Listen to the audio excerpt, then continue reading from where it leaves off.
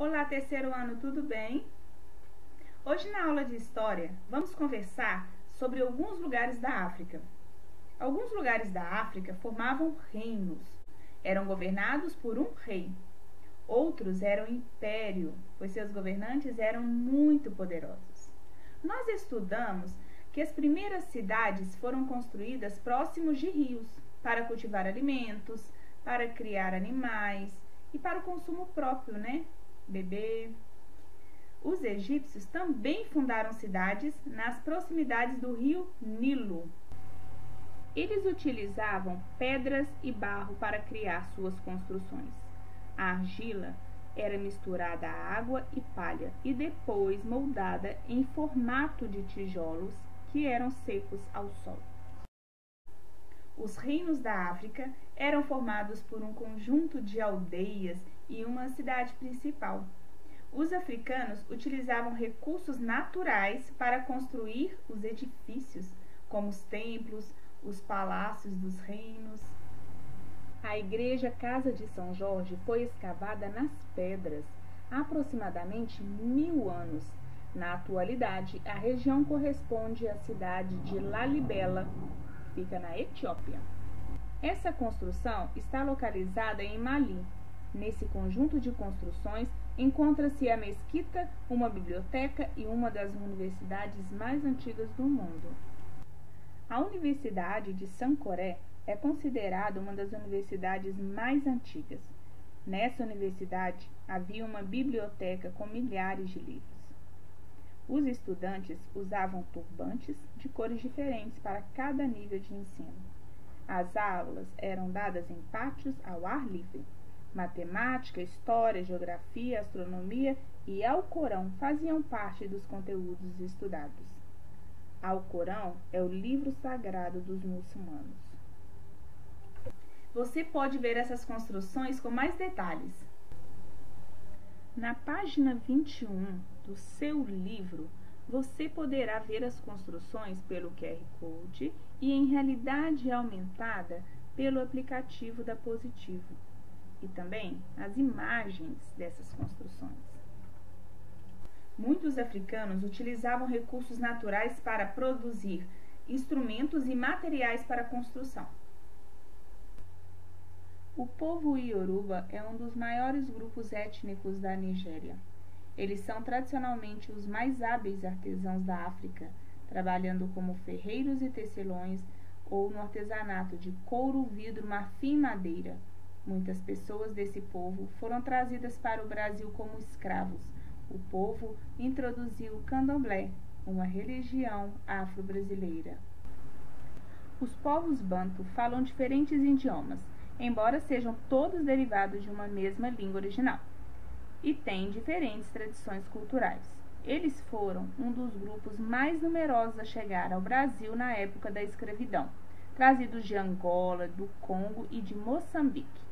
No Brasil, eram levados principalmente para o Maranhão, Pará, Pernambuco, Alagoas, Rio de Janeiro e São Paulo. Eles tiveram participação expressiva na formação da cultura e do povo brasileiro.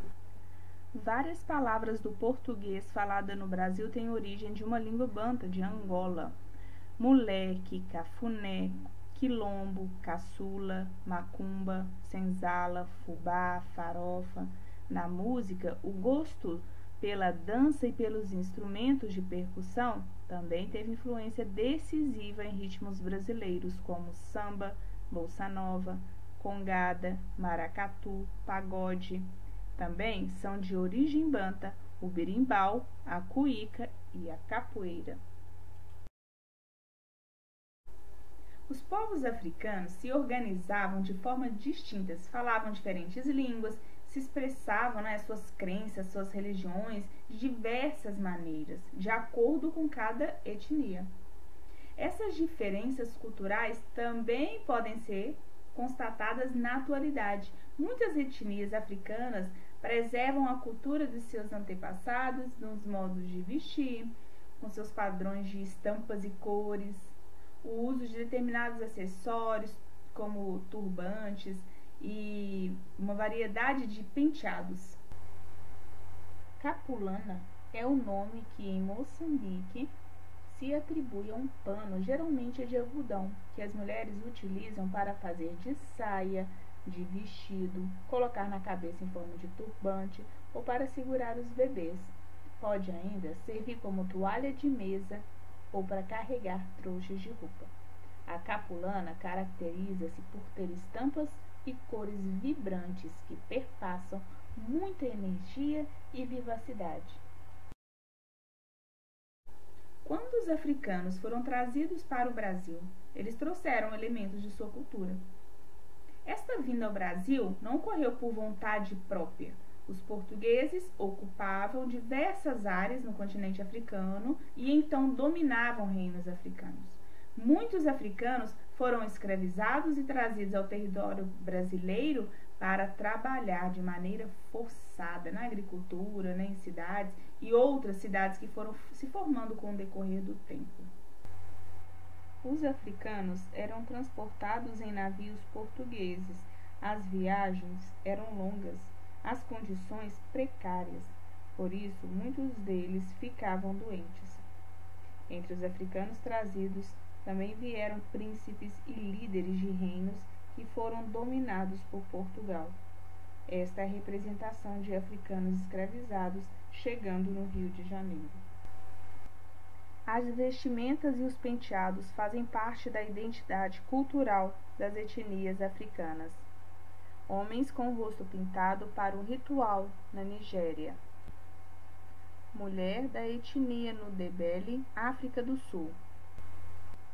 Nessas representações, podemos observar diferentes estilos de penteados usados por homens de reinos e aldeias de algumas etnias da Tanzânia. O primeiro indivíduo ilustrado é um chefe, o segundo, um chefe da etnia Watuta. O terceiro é um jovem da etnia Maniema e o último, um príncipe. Os indígenas foram os primeiros moradores do Brasil, certo? Daí chegaram os portugueses, os africanos. Então, nós podemos afirmar que estes povos, indígenas, europeus e africanos, contribuíram para a formação do povo brasileiro, certo? Hora de realizar as atividades de hoje. Um beijo no seu coração.